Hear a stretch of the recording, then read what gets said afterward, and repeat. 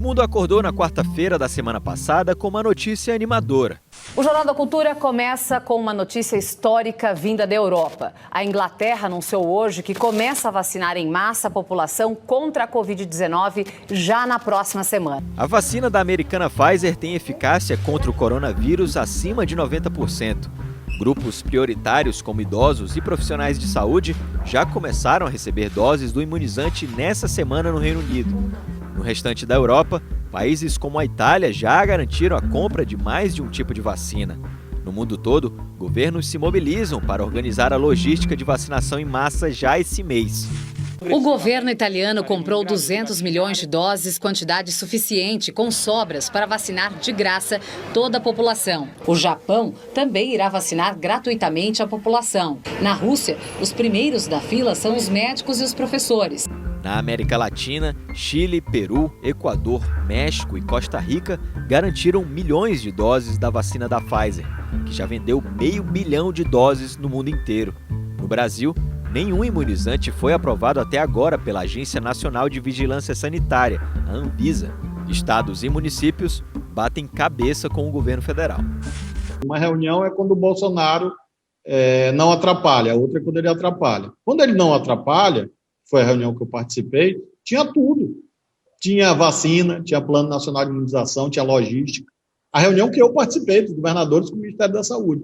Aí depois o Bolsonaro se mete pelo meio, cria uma confusão, cria insegurança da equipe, desautoriza o ministro, vai tentar, como você disse, politizar, ideologizar e cria esse tumulto. Por que iniciar uma imunização em março, se podemos fazer isso já no mês de janeiro, como outros países já começam a fazer agora, em dezembro?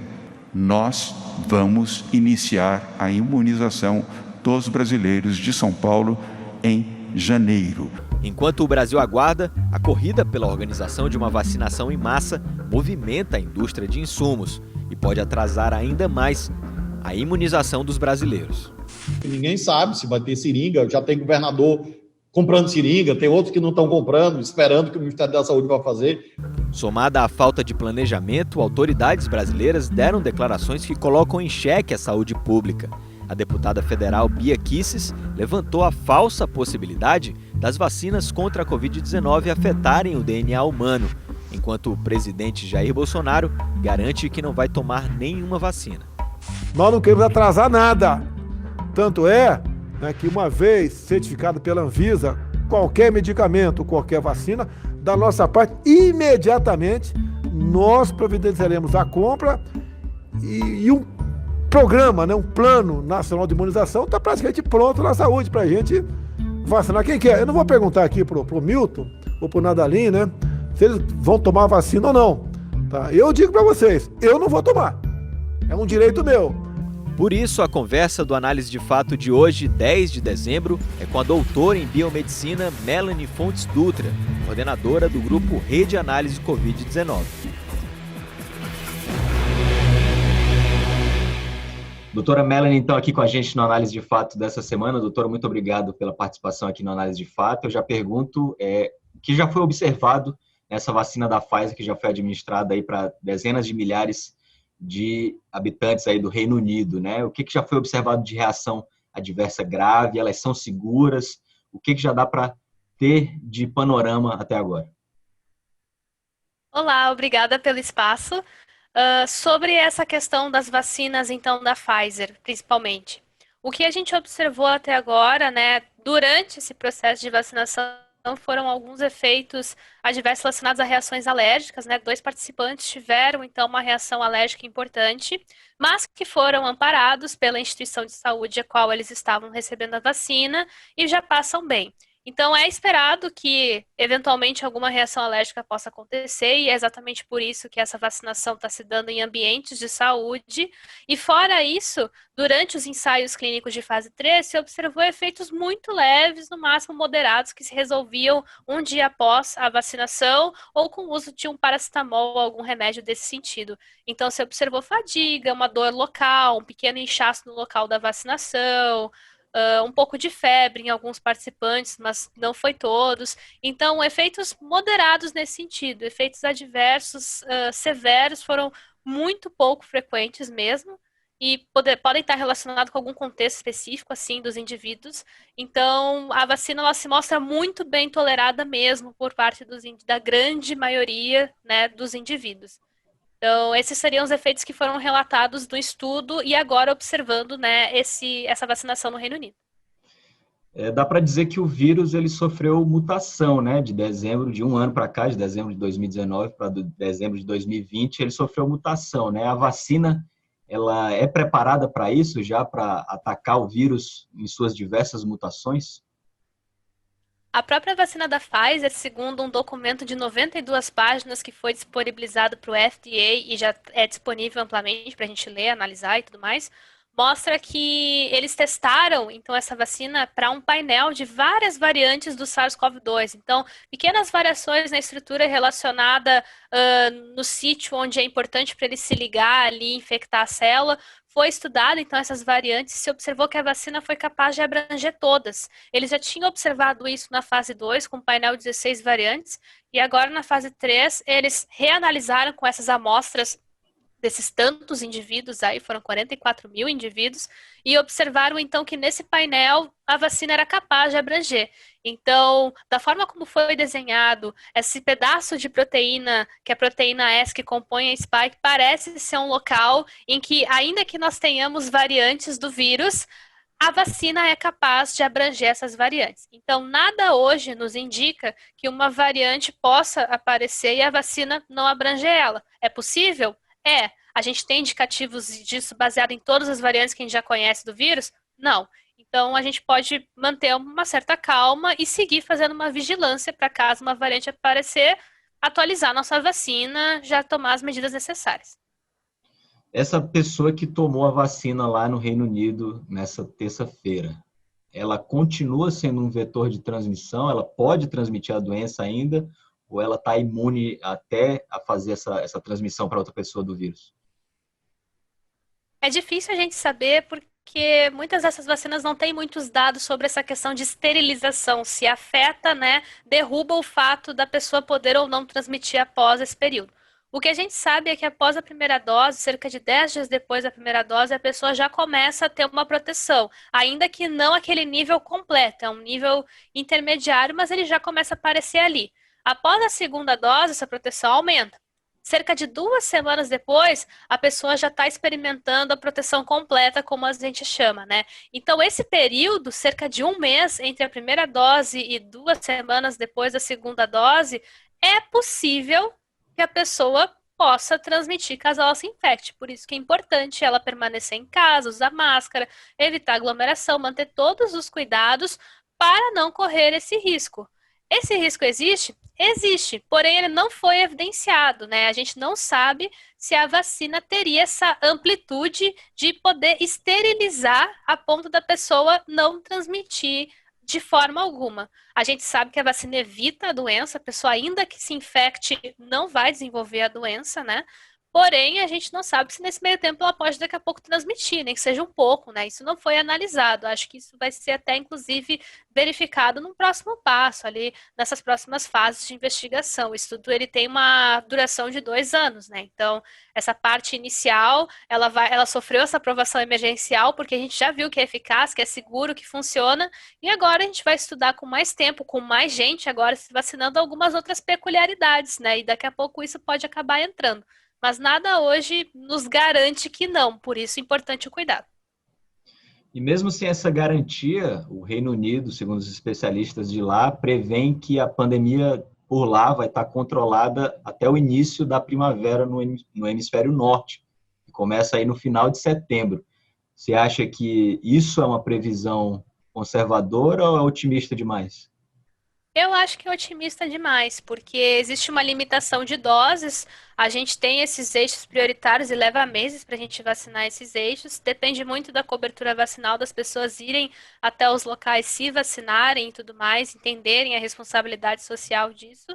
A própria Pfizer, ela já está muito comprometida com essas doses iniciais, tanto que o segundo pedido agora dos Estados Unidos, ele está elaborado lá para depois de junho, então não sei como é que seria esse suprimento para já se pensar numa resolução no fim do ano que vem. Eu acredito que até esse momento a situação pode já estar num encaminhamento melhor, A gente já pode estar vendo uma transmissão mais diminuída, mas a questão é a resolução, acho muito difícil vir antes de 2022, porque a gente tem toda essa questão de logística, de limitação de doses, então imagino que lá por 2022 é que a gente pode estar começando a ver um grande número da população vacinada, um grande número de cobertura vacinal.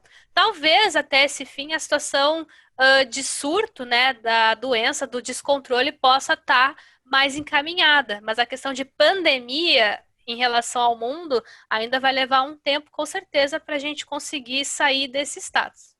Você falou justamente dessa cobertura vacinal, né? Aqui no Brasil, a gente tem visto a cobertura vacinal diminuir bastante. Você acha que aqui vai ser ainda, a previsão é ainda menos otimista do que essa aí do Reino Unido?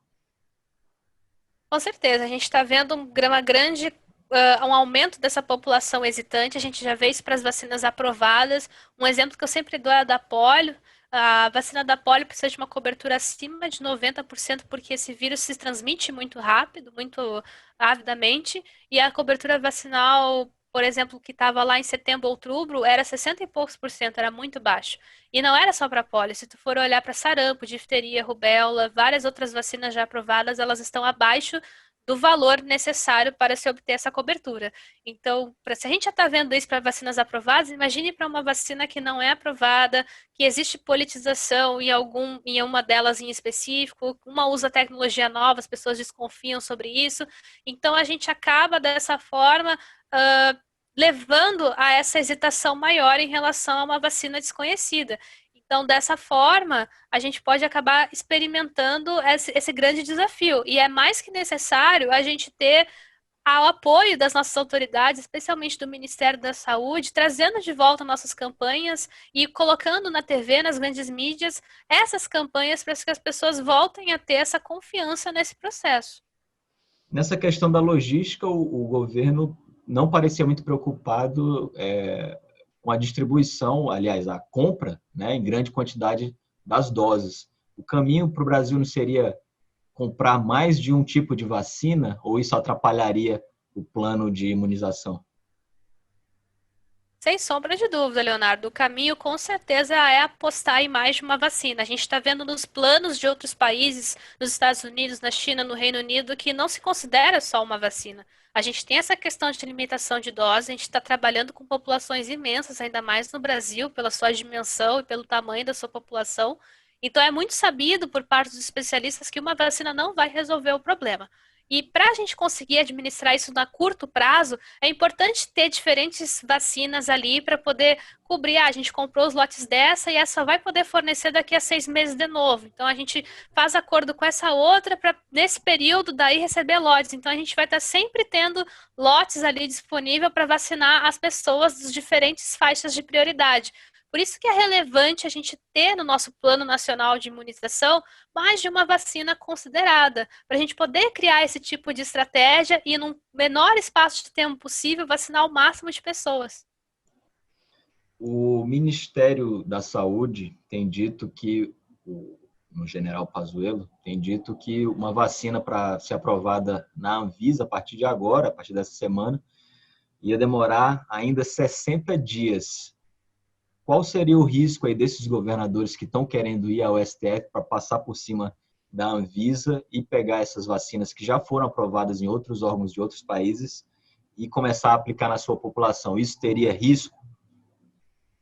Em primeiro lugar, a gente tem que esclarecer que na lei da Covid, que é a 13979, se eu não estou muito enganada, mas é a lei da Covid, se botar isso no Google já aparece a lei certinho. A lei da Covid fala que a Anvisa tem 72 horas para emitir um parecer após a submissão. Então, após essas 72 horas, é possível daí pedir essa aprovação emergencial caso não seja emitido esse parecer. E ainda, a gente pode solicitar autorização da Anvisa caso essas vacinas já tenham sido aprovadas em órgãos do exterior, como o FDA, por exemplo. Então, vamos supor que uma vacina foi aprovada pelo FDA, eu posso já solicitar para a Anvisa essa autorização, ainda que ela não tenha registro aqui no país, isso também é possível. Então, isso tudo já foi elaborado para agilizar esse processo, para que no momento que uma vacina já surja e esteja disponível com dados bem robustos e tudo mais, a gente já possa trazer ela para a sociedade, para a gente poder se beneficiar dos efeitos legais dela. Então, não faz sentido essa argumentação. Eu acho que isso acaba levando a uma grande disputa política quando a gente coloca nesses termos, e isso pode, inclusive, aumentar a hesitação das pessoas em relação a isso, né? Então, como nós temos leis que asseguram essa agilidade, a gente tem um órgão regulatório que é a Anvisa, que tem um histórico imenso de contribuições dentro desse quesito, eu acredito que a gente precisa ter mais transparência nos dados e não pular tantas etapas assim. Já está configurado de uma forma que vai ser ágil se for respeitado tudo isso. Agora, o que não pode é a submissão para a Anvisa estar marcada para um determinado dia e até lá eu ficar falando que se não acontecer eu vou no STF, se não acontecer isso, aquilo. Tipo, mostra os dados e manda para eles e espera até 72 horas. Se eles não emitirem o parecer, tu tem recursos legais para fazer o que for necessário, caso os teus dados respaldem a segurança e a eficácia necessária. Agora, a minha pergunta, né, é essa: por que a gente precisa aumentar essa polarização, essa politização no momento que já é muito instável? Uma das vacinas, aliás, a vacina, a priori, preferida pelo governo federal seria a da Oxford, em parceria com a AstraZeneca, né, a vacina inglesa, mas que teve um contratempo na fase 3. Né? Queria que você explicasse o que foi que aconteceu nessa fase 3 e aí quando é que a gente pode ter esperanças de ter essa vacina aqui em solo brasileiro, até porque vai haver transferência de tecnologia, né? Exato. O que aconteceu foi o seguinte: a AstraZeneca tinha elaborado um esquema de doses inteiras, então eu dava uma dose, esperava um tempo, dava outra dose, e assim eu ia testando a eficácia e segurança. O que aconteceu, segundo as próprias autoridades da AstraZeneca, é que a empresa contratada para fazer toda essa execução do estudo acabou administrando meia dose, daí dado um tempo, e uma dose inteira. Então eu tenho dois regimes: meia dose, dose inteira, dose inteira, dose inteira. Então, o que se observou é que meia dose e dose inteira, que eu vou chamar do regime de meia dose, teve uma eficácia de 90%. A dose inteira mais dose inteira, que eu vou chamar de regime dose inteira, teve eficácia de 62%. E se eu combinasse as duas, a eficácia ficava em torno de 70%. Então, nós temos 3 valores de eficácia. Só que observando os dados agora, principalmente lançados recentemente na The Lancet, a gente observa que existem várias peculiaridades nesse estudo. Em várias partes onde ele foi executado, os controles são diferentes. A gente precisa que os controles sejam iguais para a reprodutibilidade desses dados e poder comparar eles, já que as populações são diferentes. Então, em alguns lugares eles receberam a meningocócica e depois a salina, outros só a salina, outros só a meningocócica. Então, acabou gerando esse primeiro viés. O segundo é que nesse regime de meia dose, onde se observou a eficácia mais alta, não incluía a população idosa, pessoas acima de 55 anos. Isso gera um viés muito grande, né, dentro da amostra. Porque a gente sabe que pessoas idosas têm um perfil de resposta imune que é diferente das pessoas mais jovens. E isso tem que estar contemplado dentro de uma análise dessa dimensão, desse tamanho, para a gente poder dizer que essa eficácia é experimentada em vários grupos de diferentes idades. Então, dessa forma, o que a AstraZeneca vai fazer agora é ampliar esse estudo para que a gente consiga, então, obter mais amostras de pessoas idosas, de diferentes tipos de pessoas, idades e tudo mais, para poder comparar realmente esses regimes, porque essa meia dose, o dado é muito fraco atualmente para conseguir uma aprovação. E isso é tão verdade que em alguns locais já negaram, né? Saiu notícias muito recentes disso, de locais já negando essa aprovação emergencial da AstraZeneca com os dados que nós temos hoje, porque as pessoas entendem que nós precisamos responder essas perguntas. Então, eu acho muito difícil a aprovação da AstraZeneca nesse momento e me preocupa muito nós estarmos investindo 100% nela nesse momento, né? A gente precisa contemplar outras vacinas, porque talvez a gente ainda tenha que esperar mais um tempo para ter mais dados sobre ela. Melanie, nosso tempo correndo aqui, queria te fazer uma última pergunta, uma pergunta mais de cunho, quem sabe, pessoal. É que a gente está muito acostumado hoje, né, tudo ser muito rápido, tudo ser muito curto, questão do Twitter, são 140 caracteres, o jovem quer tudo ali para a hora, mas a gente teve uma vacina que, na cabeça de quem viveu 2020, demorou muito, né, porque o ano está sendo muito longo. Mas é a vacina mais rápida já criada na história, né? Queria que você dimensionasse o tamanho desse feito. Com certeza. Em média, a gente tem uma duração de cerca de 10 anos para produzir uma vacina. A nossa mais rápida foi a da cachumba, que levou 4 anos. Só que a gente tem que colocar aqui para análise algumas questões. Nós estamos vivendo uma pandemia, onde a gente tem em vários locais a transmissão descontrolada. O Brasil é um deles. Então, para eu verificar, por exemplo, eficácia e segurança, eu preciso que as pessoas se exponham ao vírus. E se elas estão num ambiente onde essa exposição é muito frequente e muito provável, eu posso observar esses eventos mais rápido, eu tenho mais chance de coletá-los mais rapidamente.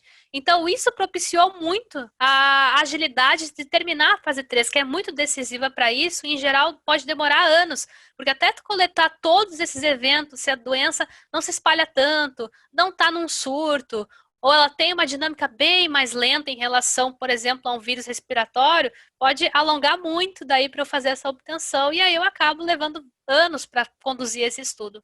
Então, isso por si só já agilizou muito essa questão, né? E fora outros fatos que são muito positivos, a coesão da comunidade científica, toda essa colaboração e rede de pesquisadores que usaram de várias ferramentas como os pré-prints para lançar os dados mais rápido, para a gente discutir com mais agilidade, além do fato de que houve investimento, né, bilhões de dólares, de reais, da moeda que for, sendo investidas de forma constantemente na ciência. Isso faz diferença, especialmente no momento onde a gente vive cortes aqui no país em relação a isso. Então, a minha pergunta, reflexão para vocês é: imaginem se a gente investisse de forma perene na ciência, né? Que respostas nós não poderíamos chegar? O quão rápido nós não poderíamos ser para achar soluções para problemas que nos assolam há anos, né? Então, essa reflexão ela tem que ser feita. Ao invés da gente achar que o método não foi bem feito e foi feito de forma afobada, rápida demais, será que todas essas circunstâncias não propiciaram uma resposta ágil somada a todos os avanços tecnológicos que tivemos até então? Provavelmente isso explica muito mais e isso é para a gente entender as condutas que nós temos que ter a partir de agora, especialmente na defesa da ciência. Então, dessa forma, eu fico muito segura de dizer isso, porque não houve pulo de etapas. Todos os critérios de fase 3 foram cumpridos, naturalmente terminou, como por exemplo a Pfizer, a Moderna, né, as que não terminaram ainda estão nesse processo. Mas a Pfizer, por exemplo, pegando o exemplo dela, ela cumpriu todos os processos, tanto que ela está sendo aprovada. Essa semana tem reunião da FDA lá pelo dia 10 de dezembro. Então, dessa forma, a gente pode daqui a pouco estar vendo uma grande instituição como a FDA está aprovando a primeira vacina da Covid também. Porque o método foi muito bem empregado, eles foram muito transparentes, é uma vacina super interessante. Então, antes da gente criticar isso, a gente precisa entender como é que esse método funciona e as circunstâncias que levaram a essa agilidade. Tem muitos pontos positivos sobre ela também. Doutor, então, muito obrigado pela participação aqui no Análise de Fato. Parabéns pelo trabalho, você que é coordenadora do Rede Análise Covid-19, um trabalho muito importante. E também aproveito para dar o espaço para você deixar o seu Twitter aí, que é uma fonte muito importante de informação. Obrigada. O meu Twitter, então, é @Mellzilland, MELLZILLAND. E agradeço muito o espaço e coloco não só a rede, mas também todo o nosso grupo, eu à disposição aí para qualquer coisa que for preciso. Muito obrigada. E é isso, a Análise de Fato dessa semana fica por aqui. A gente volta na próxima quinta-feira, depois do Giro Nordeste, que começa às 7 da noite, às 8 horas da noite, o Análise de Fato, que também vai para o YouTube da TV Ceará, no youtube.com/TV Ceará HD, e também em 3 plataformas de podcast, no Spotify, na Apple e no Google. Um abraço e até a próxima semana.